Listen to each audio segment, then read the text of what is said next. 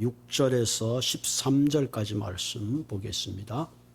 고린도전서 4장 6절에서 13절까지 파워포인트에 성경 구절이 있으니까 여러분들 함께 마음으로 따라 읽으시면 좋겠습니다.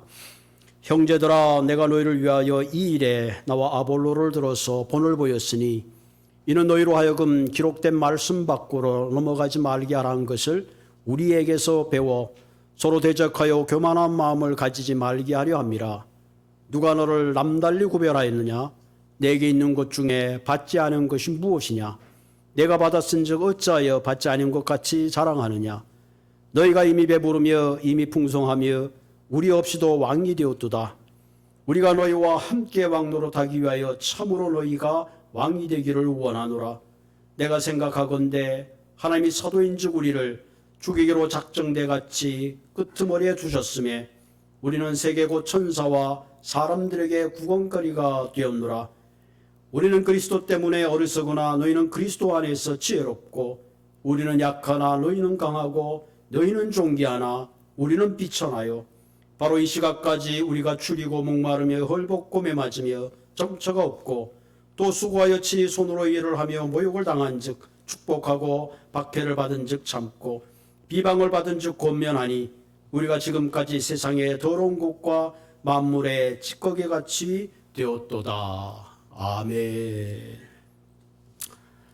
이 시간에 우리 성가대 찬양을 해주시겠는데요. 우리 작년 2019년도 4월 거 밑에 4월 7일 거 밑에 아니요 그거 아닌데 아니 4월 7일 거 자 그거 이거 말고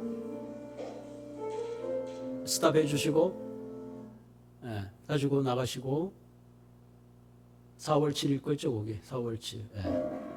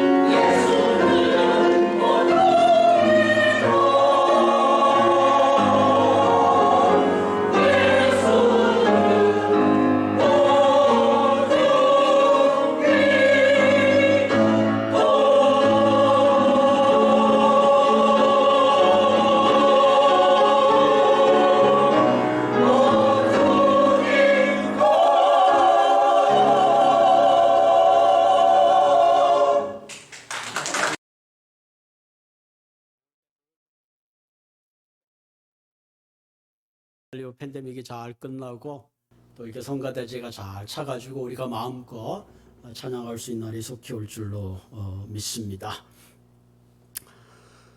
오늘은 일꾼이 가야 할 바른 길이라는 제목을 가지고 하나님이 주신 말씀을 함께 나누려고 합니다.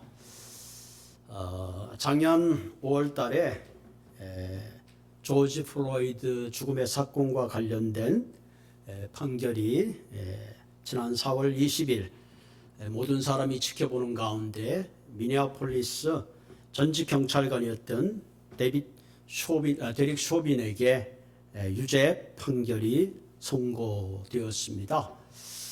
이 백익 경찰은 45살입니다. 2급 살인, 3급 살인, 2급 가실자죠. 맨슬로러리 3개가 적용돼서 수갑을 차고 법정 밖으로 떠나는 모습이 중계됐고 유죄 판결문을 낭독하고 그럴 때 바깥에 있던 그 헤네피 카운티 법원 바깥에 많은 사람들이 환호성을 지르고 자동차 경적을 울렸습니다. 이제 그 데릭 쇼빈은 판사의 판결을 따라서 몇 년을 살게 될지 모르지만 아마 수많은 시간들을 감옥에서 보내게 되는 그런 삶에 처하게 되었습니다. 수많은 사람을 수갑으로 채우던 사람이 이제는 자신의 손에 수갑을 차고 그런 어려운 삶의 환경의 신세가 되고 말았습니다. 법과 질서를 유지하고 공공사회를 지켜야 되길 경찰이 자신의 감정과 자신이 가진 힘을 바르게 사용하지 못해서 오히려 사회의 지탄이 되고 공공의 적이 되고 만 겁니다.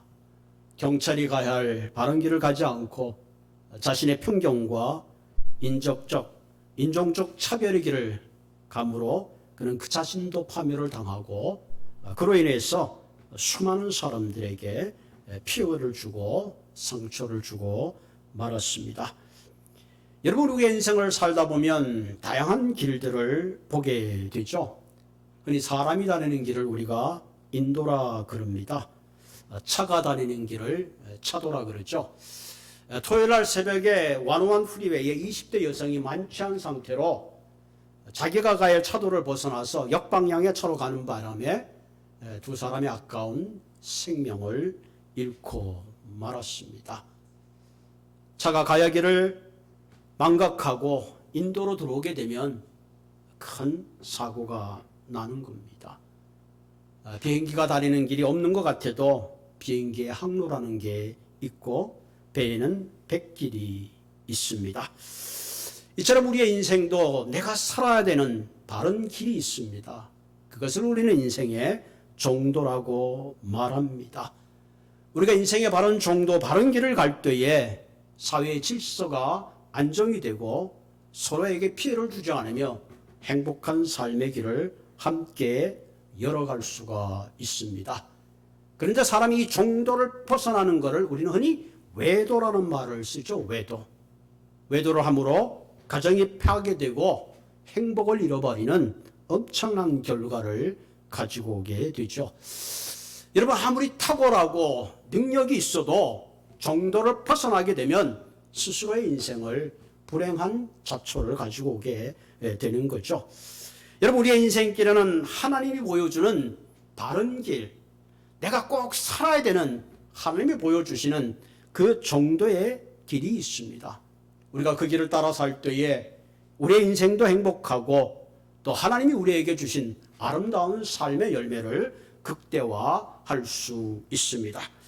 오늘 본문을 통해서 하나님의 말씀이 주시는 우리의 삶의 바른 정도가 무엇인지 그것을 함께 나누고, 혹 내가 하나님의 말씀하시는 바른 정도의 길을 벗어나 있다면 우리가 그 방향을 수정해서 하나님이 원하시는 바른 정도의 길을 가시는 저와 여러분들이 되기를 주님의 이름으로 부탁을 드립니다. 오늘 특별히 이 본문은 사도 바울이 고린도 전서에 있는 교회를 향하여 너희들이 지금 세상의 정욕과 욕심을 따라 엉뚱한 길을 가고 있다. 그러니 너희들이 그 엉뚱한 길에서 벗어나서 하나님이 너희에게 말씀하시는 바른 정도의 길을 가라고 도전하고 권면하고 있습니다. 그럼 우리가 어떻게 할 때에 우리가 정욕을 따라 세상을 따라 사는 길이 아닌 하나님의 길을 따라 바로 살 수 있겠는가 하는 겁니다. 오늘 본문 6절에 보면 이렇게 도전하고 있습니다. 형제들아, 내가 너희를 위하여 이 일에 나와 아볼로를 들어서 본을 보였나니. 자, 이 일에 대해서 우리가 지난주에 말이 이 일이 어떤 일입니까? 너희가 하나님의 일꾼의 자세를 가지고 다른 사람을 판단하는 그런 삶을 사는 것이 아니라 하나님의 일꾼으로 충성된 삶을 살라, 그렇게 말했죠. 그리고 이 일에 대해서 바울과 실라는 역시 다른 사람을 판단하지 않고 한쪽에 치우치지 않고 그들에게 본을 보였다 하는 거죠. 왜 그랬느냐 보면 이는 너희로 하여금 기록된 말씀 밖으로 넘어가지 않게 하기 위해서다. 여기 보면 기록된 말씀 밖으로 넘어가지 않는다. 이 말은 말씀의 경계를 넘어서지 않게 하기 위했다. 말씀이 보여진 정도의 길을 가도록 하기 위해서 그렇게 했다 하는 거죠. 좀 더 이 말은 내가 너희들에게 가르쳐주는 복음의 진리와 교훈을 따라서 절대로 그 경계를 벗어나서는 안 된다, 그렇게 충고하고 있습니다. 때때는 우리의 인생을 살면서 뭔가 하나님이 정해준 그 경계가 답답하고 뭔가 내 자유를 억압하는 그런 착각을 할 때가 많이 있습니다. 여러분, 하나님께서 세상을 지으시고 아담과 하와를 창조하신 다음에 에덴 동산의 가운데 생명의 나무를 주고 그것을 금하셨죠. 선악과를 금했을 때에 아담과 하와는 그것이 답답해서 결국 그것을 따먹고 하나님의 경계를 벗어나는 순간에 그들은 자유할 것 같지만 사실은 그들은 모든 자유를 박탈당하는 그런 어려움을 겪은 것을 우리는 보게 되는 거죠. 그래서 우리가 말씀을 벗어나면 내가 자유할 것 같지만은 사실은 우리가 말씀 안에 있을 때에 자유한 것입니다. 여러분, 열차가 탈선하게 되면 사고가 나듯이 우리가 하나님이 우리에게 보여주신 진리의 길을 벗어나게 되면 잠시는 자유한 것 같으나 사실 우리 하나님이 우리에게 주시고자 하는 축복과 부유함과 모든 것을 잃어버릴 수밖에 없습니다. 왜? 하나님을 떠나서는 우리 인생이 궁극적으로 행복할 수가 없기 때문에 그렇습니다. 여러분, 요한복음 15장 5절에 보면 나는 포도나무요 너희는 가지라. 저가 내 안에 내가 저 안에 있으면 이 사람은 많은 열매를 맺나니 나를 떠나서는 너희가 아무것도 할 수 없느니라. 얼마나 분명하게 말씀하고 있는지 모릅니다. 포도나무의 가지가 포도나무를 떨어지는 순간에 잠시는 파란 잎이 입는 것 같으나 그 햇빛에 말라버리고 결국은 죽을 수밖에 없는 겁니다. 얼마나 분명하게 우리에게 말씀하고 계시는지 모릅니다. 여러분, 누가복음에 보면 탕자의 비유가 있잖아요. 둘째 아들은 아버지가 가진 재산을 가지고 아버지의 경계로부터 멀리 떠났습니다. 그럼 내가 자유하고 내 인생에 부유와 행복이 있을 줄 알았습니다. 그러나 자기가 가진 것을 다 탕진하고 나서야 그때서야 비로소 깨닫는 거죠. 아버지의 경계 밑에 있었을 때가 내가 행복했구나. 돼지가 먹는 음식조차로 자기 배를 채우지 못하는 그 불행한 상황 속에서 그는 비로소 아버지의 그 사랑 안에, 그 안에 진정한 행복이 있고 자유가 있는 인생인 것을 깨닫고 돌아오는 것을 우리가 보게 되는 것입니다. 그러면서 우리의 인생의 행복은 하나님을 떠날 때 생기는 것이 아니라 사실은 하나님 안에 있을 때에 진정한 우리의 인생에 행복이 있고 자유가 있는 겁니다. 여러분, 이게 미국의 집의 구조를 이렇게 보면 대부분 집들이 집안에 벽난로가 있습니다. 벽난로에 불을 피우면 얼마나 그 분위기가 좋은지 몰라요. 그러나 그 벽난로의 불이 경계를 벗어나서 불통이 다른 데로 띄게 되면 결국은 벽난로가 온 집을 채워버리는 화재가 발생하고 마는 것입니다. 그러므로 우리의 인생은 반드시 하나님이 정해준 말씀의 경계를 따라 진리의 정도를 따라 살아야 하는 것입니다. 그럼 저와 여러분들 오늘 이 말씀을 통해서 우리가 일생 동안 하나님의 정도를 따라서 바르게 사는 그 길이 무엇일까 하는 겁니다. 오늘 본문의 첫째로 말씀의 내비게이션을 따라 살아라 하는 거죠. 말씀의 내비게이션을 따라 살아라. 요즘 차에는 다 내비게이션들이 이렇게 장착이 되어 있어요. 얼마나 편한지 몰라요. 옛날에는 그 토마스 가이드 지도를 찾고 다 다녔는데 요즘은 다 해놓으면 뭐 좌회전, 우회전 얼마나 친절하게 가르쳐 주는지 몰라요. 내비게이션을 따라가면 내가 원하는 목적지에 가게 되는 거죠. 오늘 바울은 우리에게 우리가 정도를 벗어나지 않는 원리는 바로 오늘 본문에 보니까 기록된 말씀 밖으로 넘어가지 말라. 말씀 밖으로 넘어가지 말라. 한마디로 우리의 인생을 바르게 인도하는 것은 하나님이 우리에게 기록으로 남겨준 이 말씀 안에 있다. 이 말씀을 결코 벗어나지 말라. 그렇게 말씀하고 있습니다. 여러분, 세상의 많은 사람들은 저마다의 기준이 다 다릅니다. 다시 말하면 너희는 세상의 기준과 문화의 가치 기준을 따라가지 말고 너희들이 참된 정도의 길은 여기에 기록되어 있는 하나님의 말씀의 기준을 따라 살아야 된다. 이 말씀의 기준을 따라 살 때에 우리는 내 삶의 위치를 알고 어떤 방향으로 가야 되는지 그 방향에 바로 나침판이 될 수 있다. 바울은 이렇게 우리에게 권면하고 있습니다. 큰 배가 바다를 항해할 때 가장 필요한 것이 바로 나침판입니다. 나침판이 없으면 결코 배가 제대로 갈 수가 없습니다. 때때로 우리의 인생을 광야의 길로 말하잖아요. 우리 인생의 길에 광야에 반드시 필요한 것이 있는데 그것은 뭐예요? 하나님의 말씀에 내비게이션을 따라 살아야 된다는 사실입니다. 하나님이 이스라엘 백성들을 출애굽하게 하시고 적과 꿀이는 가나안 땅에 들어갈 것을 약속해 주셨습니다. 그런데 출애굽한 이스라엘 백성들이 바로 가나안 땅에 들어간 것이 아니라 남쪽 시나이 반도 시내가에서 1년 동안 거기서 머물게 했습니다. 그럼 하나님이 이스라엘 백성들을 가나안 땅으로 인도하지 않고 시내산에 1년 머물고 광야에 40년의 훈련을 통해서 그들에게 주신 것이 뭐냐? 먼저 시내산 밑에서 모세를 통해서 계명을 주신 겁니다. 자, 너희들이 애굽의 노예 생활을 해서 이제 자유로운데 그 자유를 가지고 어떻게 살아야 되느냐 하는 거죠. 너희들이 노예가 아닌 자유자가 되었다면 너희들이 자유인으로서 인생의 광야길을 무엇을 기준으로 살아야 되는가. 그래서 주신 것이 하나님이 십계명을 주신 거죠.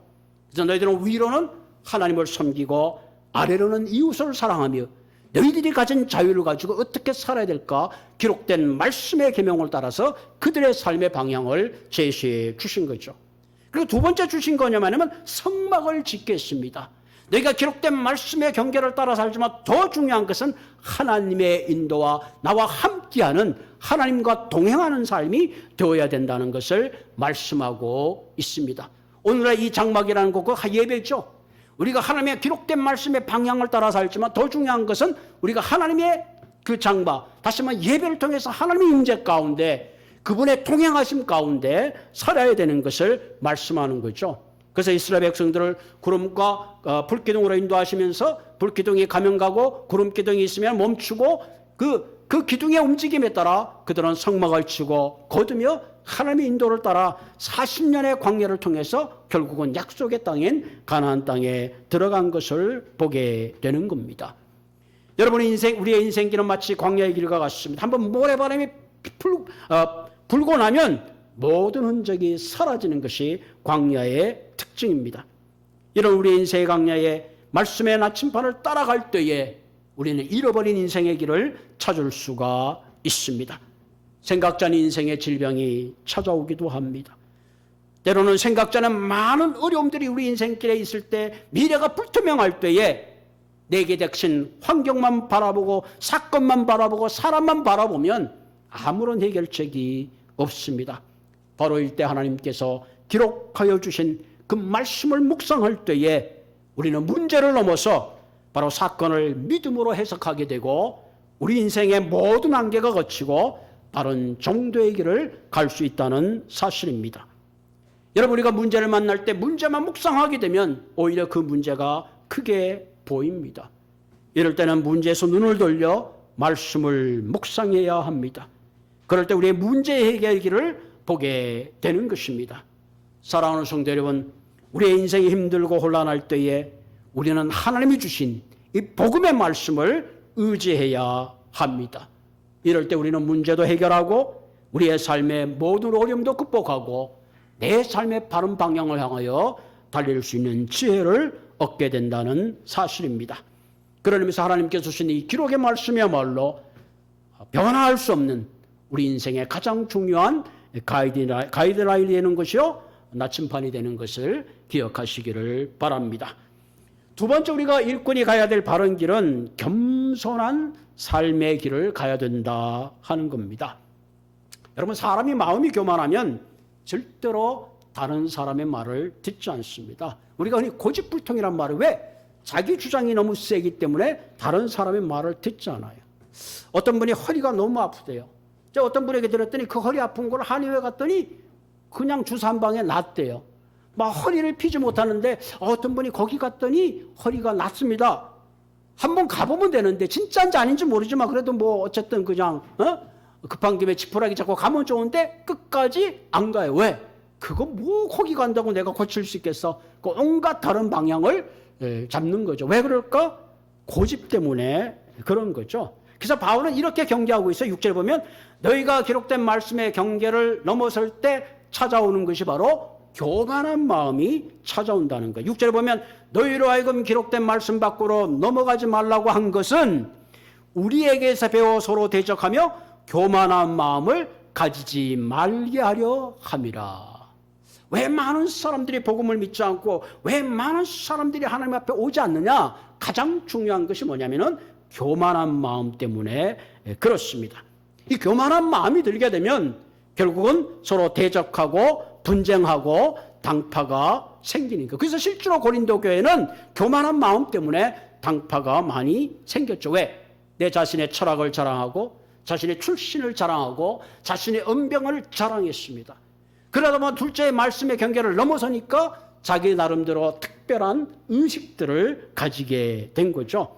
그래서 바울은 이렇게 지적하죠. 7절에 보면 누가 너를 남달리 구별하였느냐?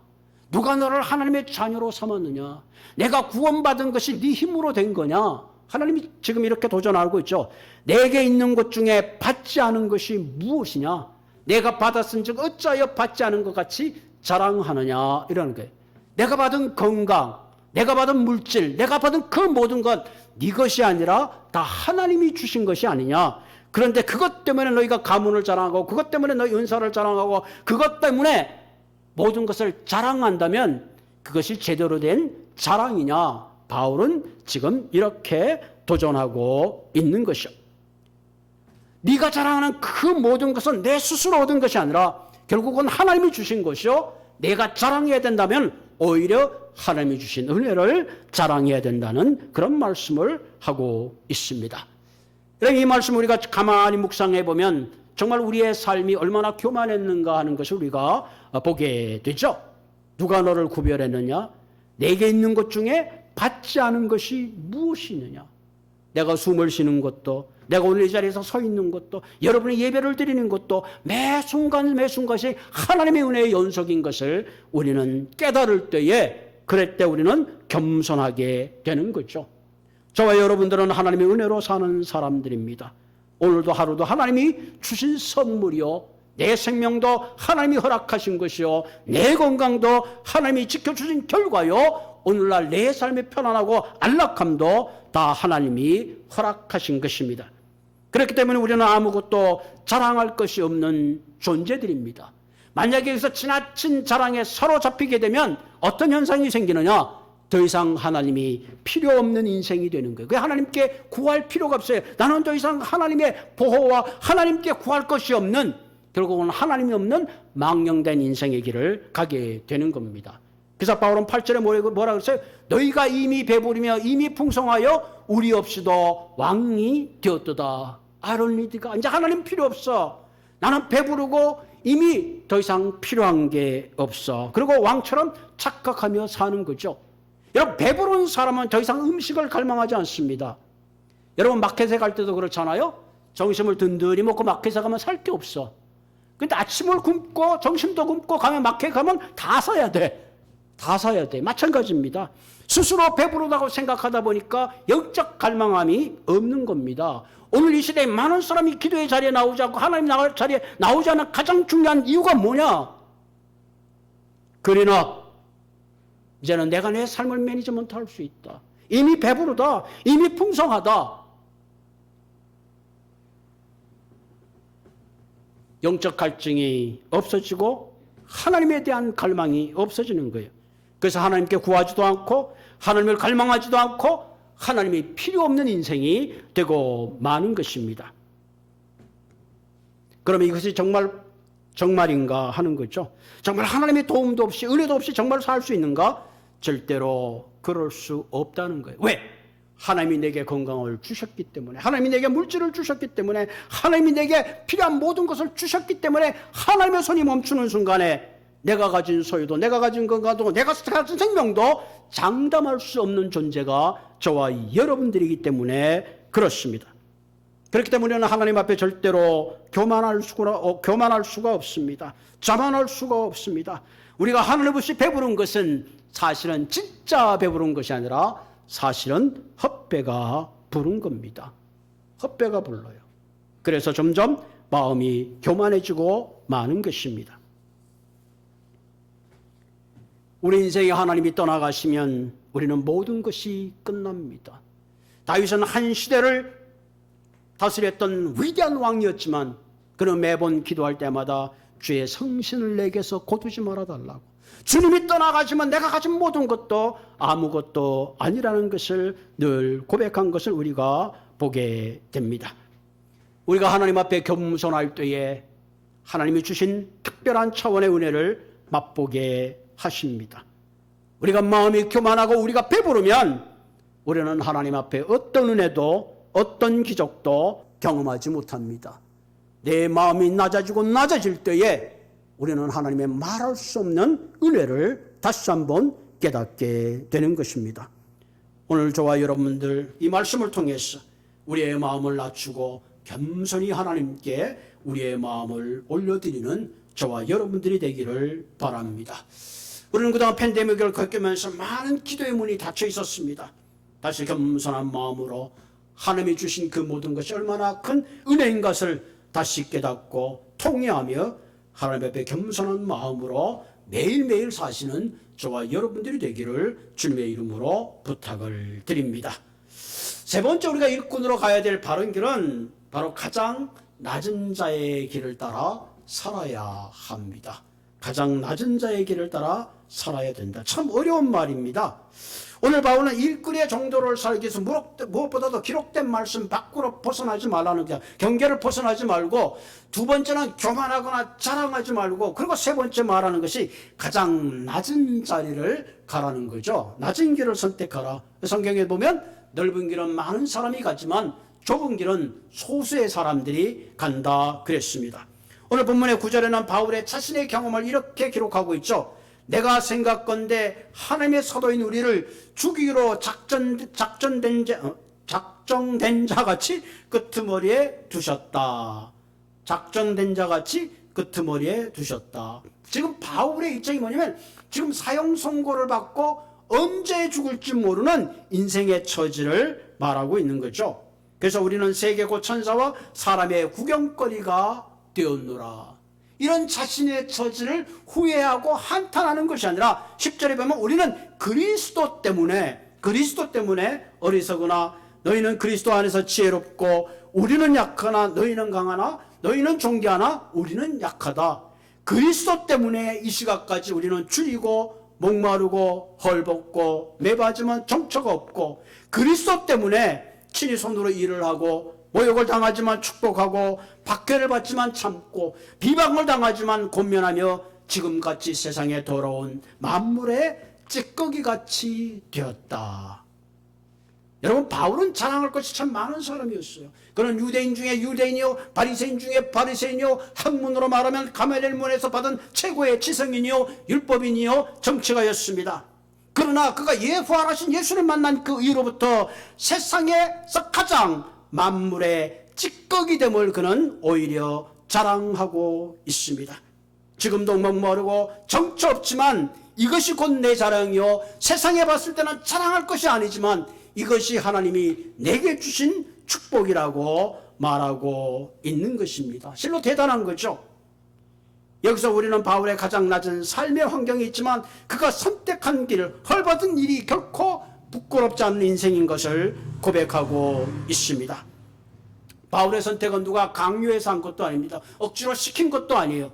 예수 그리스도를 만난 그 순간에 그 사랑이 감격해서 그는 스스로 만물의 찌꺼기가 되고 그 찌꺼기로 말미암아 생명을 얻을 수 있다면 그는 기꺼이 그 길을 갔던 것입니다.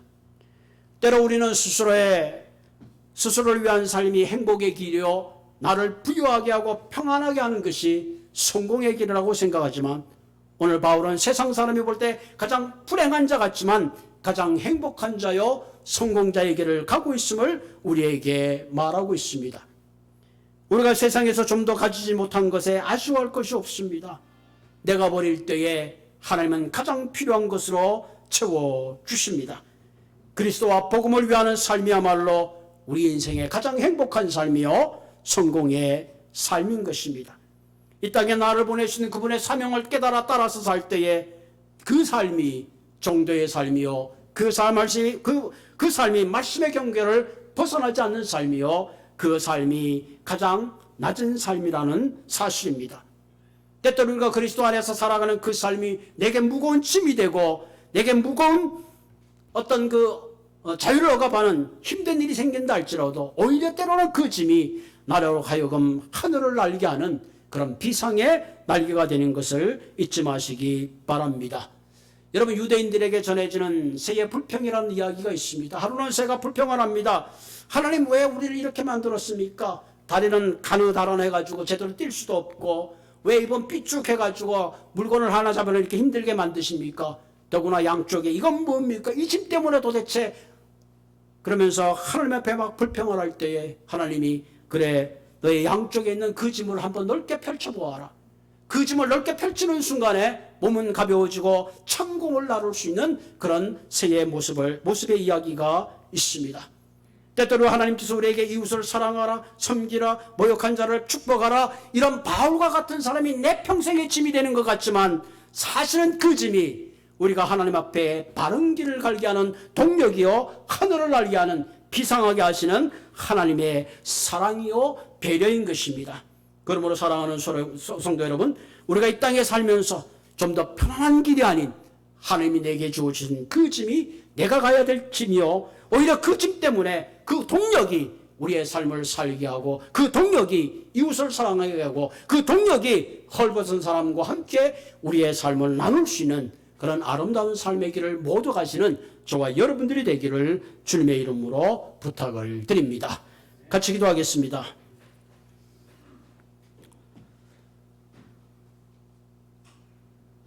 오 하나님, 내가 가진 것 아무것도 내 것이 없습니다.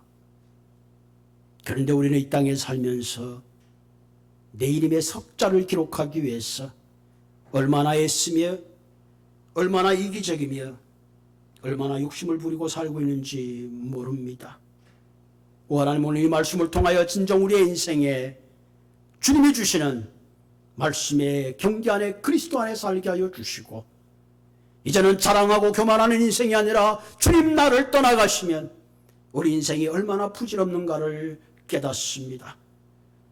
그러므로 하나님, 이제는 더 이상 내 인생의 편안함을 구하는 그런 인생이 아니라 때로는 내가 가고 싶지 않고 때로는 내가 하고 싶지 않은 일이지만 주님이 주시는 그 사명의 일, 주님이 맡겨주신 그 일이 오히려 우리로 하여금 행복을 얻게 하고 우리로 하여금 주님이 주시는 꿈을 가지고 하늘을 비상하게 하는 동력이 되는 것을 깨닫게 하시고 이제는 하나님, 주님이 맡겨주신 사명의 길을 바른 길을 가는 우리 모두가 되게 하여 주시옵소서.